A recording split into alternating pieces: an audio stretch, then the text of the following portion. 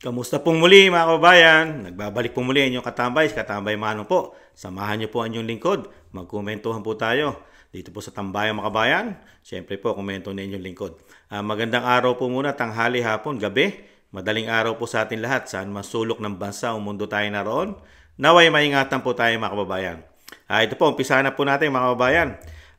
Pag-usapan po natin ang kalilipas o nakaraan po na campaign rally po ng Bagong Pilipinas nila mga katambay.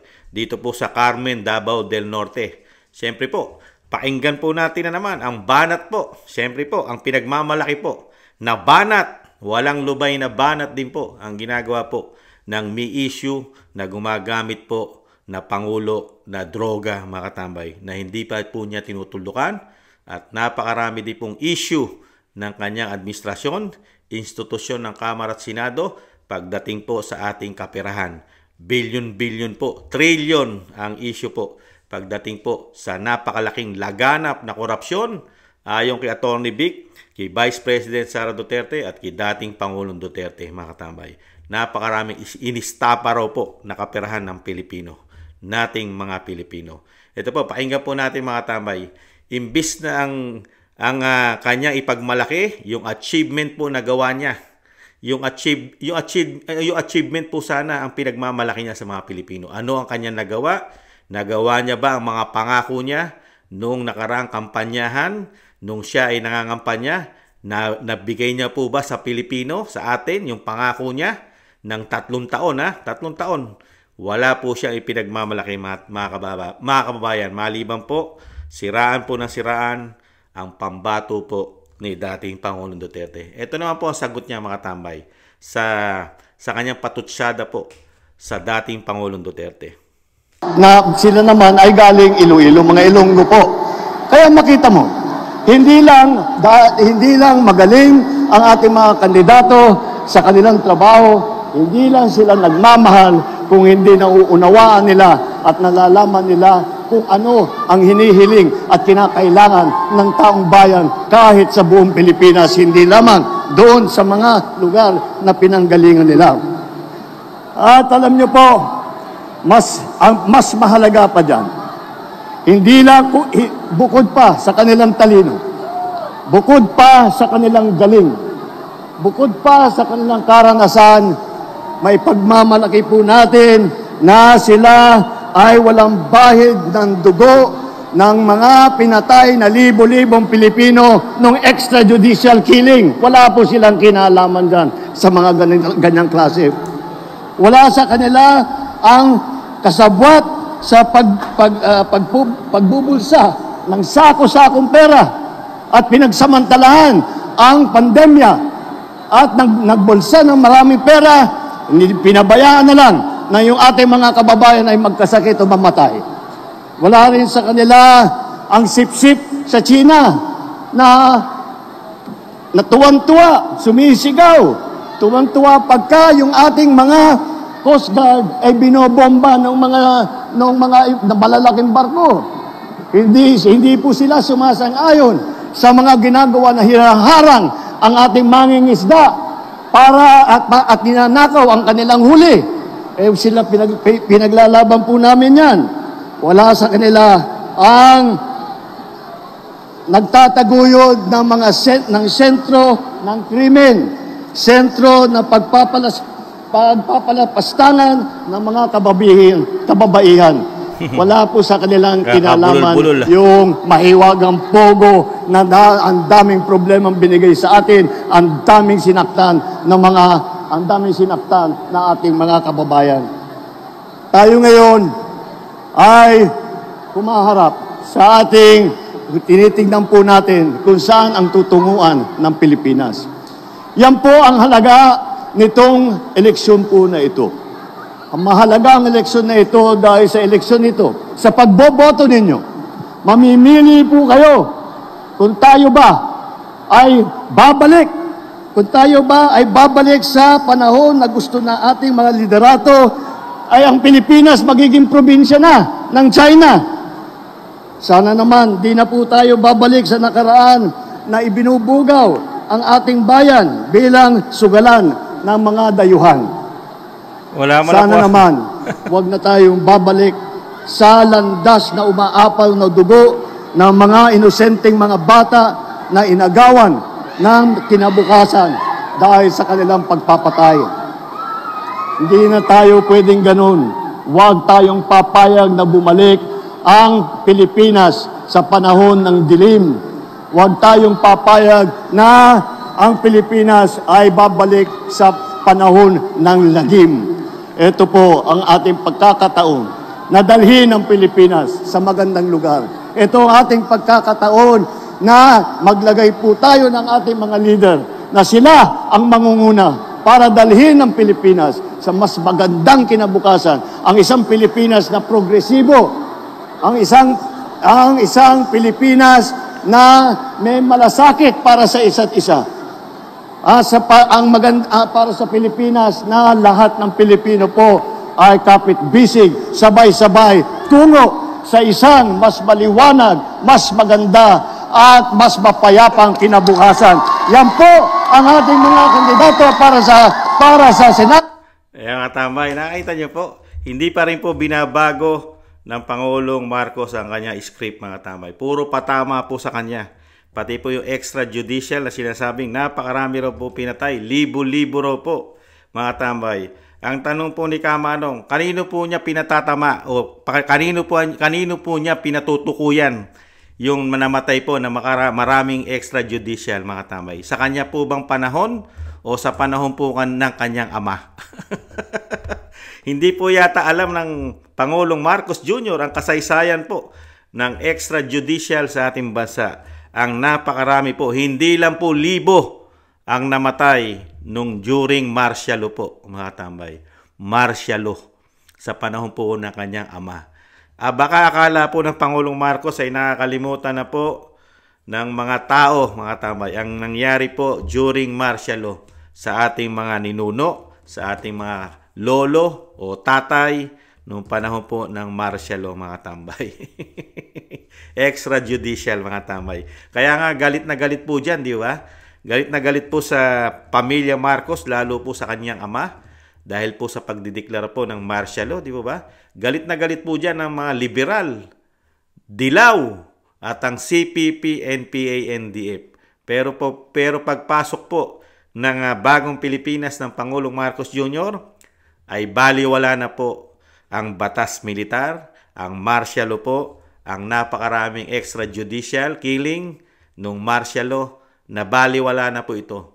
Nilunok na po lahat. Tinanggap po, tanggap na po ng mga dilaw, liberal, lalong-lalo po na mga kaparian yata, kamadrihan, dahil sila po ang nag-aaklas po rin dyan. Isa rin po sila dyan, mga kaparian at kamadrihan, galit na galit po during martial law. At syempre po, ang CPP, NPA, NDF, mga tambay, kasi dyan po halos nagsimula, nagpalakas sila ng puwersa during martial law, mga tambay. Pero ngayon, magkakaalyado na po yata, mga tambay, sila. Nagtatanong lang po. Hindi naman masama magtanong. Kaya hindi natin malaman kung sino pinatatamaan ni Pangulong Marcos nitong kampanya niya, mga tambay. Pinatatamaan niya po ba ang lahi niya sa sobra daming pinatay ng extrajudicial na sinasabi niya? Hindi po kasi ito tutugma kay dating Pangulong Duterte, mga tambay. Kasi yung kay dating Pangulong Duterte ay war on drugs. War on drugs. Ito pong war on drugs ng dating Pangulong Duterte ay narco-politics. Pati po ang mga ninja cops, mga kapulisan, mga general, men in uniform ay naiimbol po sa droga. Ginagawa po nila itong hanap buhay. Di ba? Mga politiko, narco-politics, ginawa po nila itong negosyo, kapital sa kanilang ambisyon, politikal.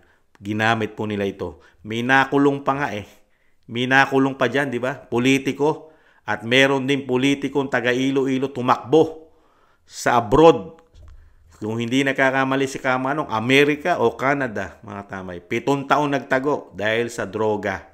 Di ba? Pero nung makapasok po ang bagong Pilipinas, malaya na po sila lahat. Pati po yung may gawaan po ng droga sa Muntinlupa, na nasangkot po na mahilig sa saging na saba, malaya na rin po, mga kabayan. Ganyan po.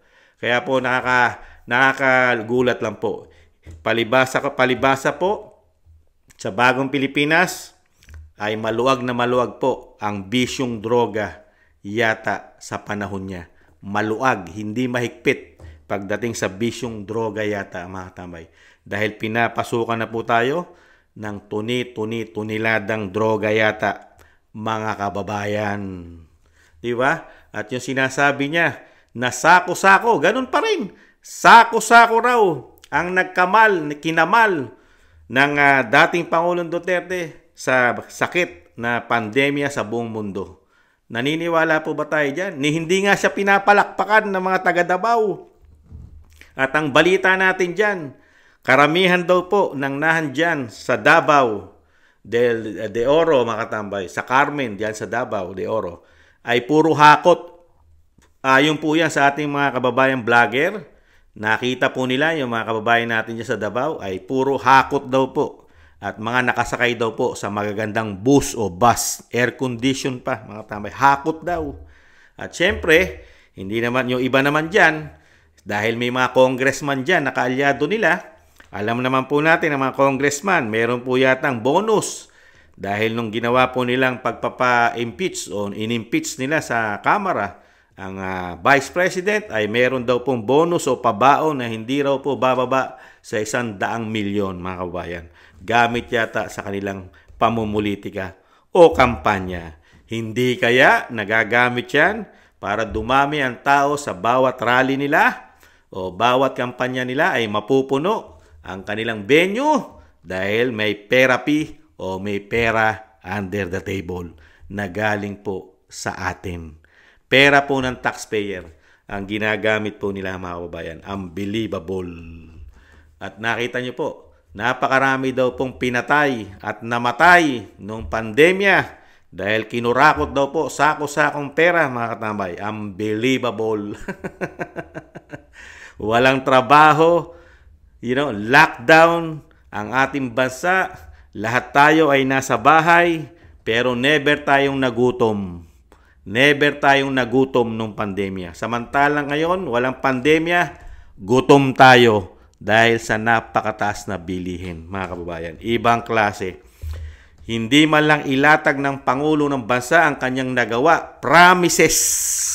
Ano ang mga nagawa niyang pabor sa mga Pilipino? Meron po ba? Maliban dito, yan po ang achievement. Kaya hindi po maipagmalaki ng Pangulong Marcos ang ating ekonomiya. Ang ating ekonomiya ay bumubulusok pababa. Pati ang ating reserve, pati po ang ating reserve, yung ating gross international reserve natin, yung GIR, yung ating Philippine gross international reserve natin ay napakalaki po ng tinapyas o nabawas 3 billion, mga tambay. Ibang klase, no? Talagang bagong Pilipinas, puro pera. At yung ating ekonomiya ay tinatalo na tayo. Itinatalo na po tayo ng Vietnam. Di ba? Yung ating GDP, yung Philippine Gross Domestic Product po natin, at yung ating mga proyekto ay tinatalo na po tayo ng Vietnam, mga tambay. At nag-aalisa na raw po pati ang mga mamumuhunan sa atin, hindi na rin tayo pinapasok, mga katambay. Napakaliit na rin po ang pumapasok na kita ng bansa dahil wala nga pong investor, mga kababayan. Kaya po nauubos ang pera po natin, ang ating reserve ay nauubos po. Ang GIR, mga katambay, matindi po. Napakatindi, no? Walang ipinagmalaki kung hindi paninira sa mga Duterte. Samantalang yung ginawa ni dating Pangulong Duterte ay hindi mo naman nagagawa. Wala ka pang nagagawa, Mr. President. Puro pera issue sa'yo. Ito po, yan ang mga nagagawa mo sa mga Pilipino, sa Pilipinas. Napakalaking numero. Pera pa yung reserve na ginto na how many tons. Tapos pera pa yung $3 billion, $3 billion na nawala na po o nalugi na yata tayo o nawala yung ating GIR at yung ating GDP ay napakababa na po kumpara po sa dating mababa, mga katambay, na Vietnam. inungusan na po tayo ng Vietnam at ng marami pang kalapit nating bansa, kapitbahay. At napakarami pong pera pa ang issue. 2025 budget, yung national budget natin na bicameral committee report nila sa BICAM, ano po nangyari doon? Yung mga blanco, 241 billion ang nailagay po sa blanco. Ano po yan? Bakit hindi nyo po sagutin ang taong bayan kung bakit nagkakaganyan ang inyong bagong Pilipinas? Pati po ang issue natin sa ginto, yung reserve po natin na 25 tons of gold. How many kilos yan? Napakarami po yan at hindi raw po bababa ang halaga niya sa 129 billion. At yung GSIS natin ay nakuha na daw po ng 62 billion, SSS 62 billion, LBP 62 billion, DBP 62 billion, PDIC 117 billion, PhilHealth 89 billion. Nakuha na po yata yan ng 60 billion pero usapin na po yan sa Korte Suprema. At syempre po ang flood control na wala pong investigasyon at wala po tayong nakitang mga flood control. Wala pong update kung gaano karami ang nasira riyan sa 5,500 na hindi po bababa sa 500 billion mga tambay. At pati po ang ating pinasok na investment na Maharlika Investment Fund. Ano na po nangyari? Malaki na po ba kinikita natin dyan, Mr. President? At syempre po, ang anomalya sa loto. Napakarami pong anomalya. At ang pinagbilang po natin sa airport, kamusta na po kaya? Ano po kaya ang napakinabang natin sa pinagbilan po natin sa airport, mga tambay? Nabenta na po ang ating facility dyan. Kaya nga po, ubod ng mahal na po ngayon. Pati parking lot sa airport po natin sa NAIA ay ubod na po ng mahal, mga kababayan.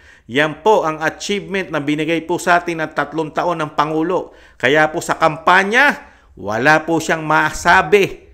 Wala pong masabi sa kampanya ng kanyang achievement ng Pangulong Marcos. Wala po siyang build better more. Kasi ang mga proyekto po, ayon na rin po mismo sa mga senador ay hindi po niya nilagyan ng pondo ang mga proyekto po. Pati po ang Mindanao Railway po ay natenga po. Proyekto po ng ating mga airport natenga. At ang ating kauna-unahang subway ay nanganganib pa, mga tambay. Hindi rin po yata nilagyan ng pondo ang right of way dahil kailangan mong bilhin ng right of way ng tatamaan ng subway, mga katambay. At marami pang proyekto na natenga ang ating mga karsada, Luzon, Visaya, Mindanao, ang mga tulay. Kaya nga po, ang nangyari po sa proyekto po ay natigil po yung build. Hanggang doon na lang po yata kay dating Pangulong Duterte. Yung better more, 3 taon na, naging better more po sila sa pera natin. Puro pera po ang issue. Hindi po proyekto ang nakita natin sa kanila. Ang nakita po nating issue ay hindi po build better more. Ang nangyari po, build, money more sa kanila. At lumagana po ang droga, mga kababayan. Droga, krimen, at lumalakas na naman po ang grupong CPP, NPA, NDF. Di ba? Mga kriminal, lumalaganap na naman. Di po ba? At ang pinakamabigat, kahiya-hiya ang ating bansa. Kahiya-hiya, nakakahiya sa buong mundo na meron tayong Pangulo na drug addict daw. User, matagal na raw pong addict ang ating Pangulo daw, mga katambay. Ayon kay Cathy Binag na merong hawak na USB na magpapatotoo, kaya nga ayaw nilang imbestigahan yan. At kay dating Pangulong Duterte na meron na rin yatang hawak na USB, mga kababayan. Kaya po nakapagsasalita na ang dating Pangulong Duterte na talagang addict na noon, bangag na ngayon. Di ba, mga tamay? Tapos dadaling ka lang sa kanyang mga rally, pinagmamalaki ang kanyang mga senador na walang bahid, anomalya, korupsyon. Hindot nyo. Malabo pa kayo sa sabaw ng puset.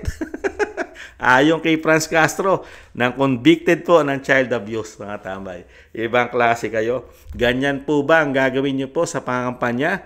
Uubusin nyo ang pondo, pera ng taong bayan, gamit na gamit yata sa pamumulitika. Tapos ang gagawin nyo lang po sa pamumulitika, puro paninira sa dating Pangulong Duterte sa kanyang administrasyon. Mahiya naman kayo sa balat mo, Mr. President. Samantalang sa dating Pangulong Duterte, partida pa, may pandemya pa. May pandemya, pero napakaraming nagawang build, better, more. Nasa kanya na lahat, pati better, more. Wala sa inyo. Di ba? Yung kanyang build, talagang better, more yun. Dahil napakarami niya nagawa, kayo, proyekto na lang niya nga ang tinutuloy niyo Ano sabi ni dating Pangulong Duterte? Puro maintenance lang kayo. At yung mga proyekto nyo, hanggang groundbreaking na lang.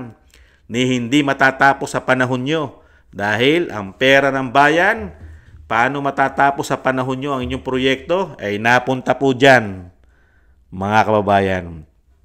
Nakakahiya.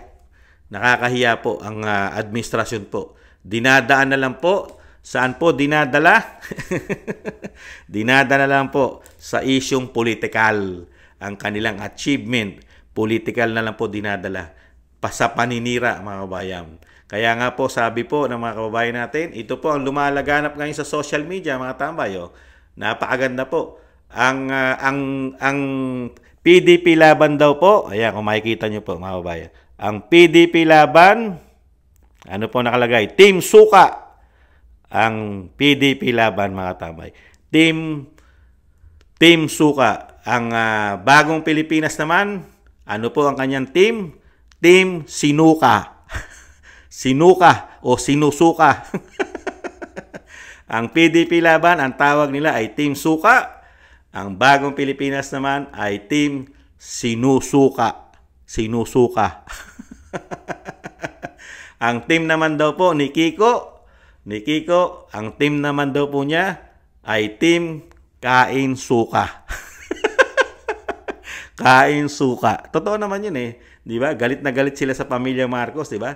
Gusto pa nga ng pahukay ni Kiko Yung tatay sa libingan ng mga bayani, 'di ba? Galit na galit po sila doon. Pero ngayon, magkakasama na po sila. Kaya nga po tawag po sa grupo po o sa team ni Kiko Pangilinan ay Team Kain Suka. Kain Suka.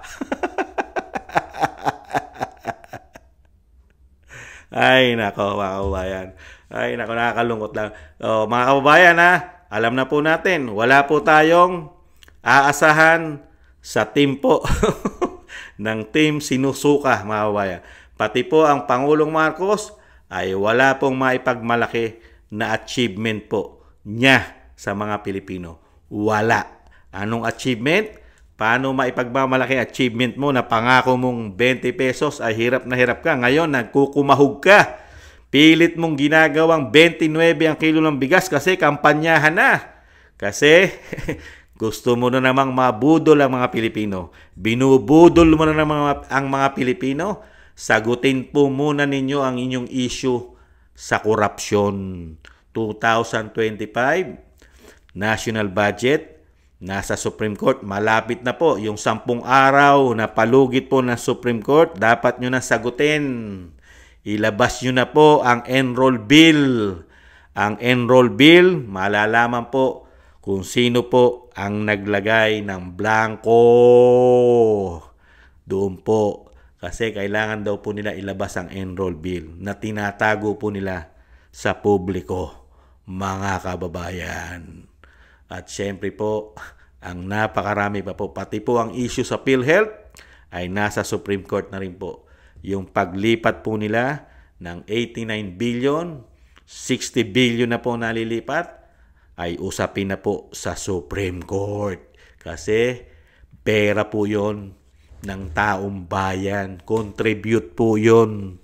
Insurance po yon kahit papaano pag kami nagkakasakit. Pero inilipat po ninyo. Kaya napakarami yung sasagutin. Pero pagdating sa kampanyahan, sa Duterte lang kayo umiikot. Iikot nyo naman kami sa nagawa ninyo. At sagutin nyo lahat ang issue nyo sa pera at sa droga, Mr. President.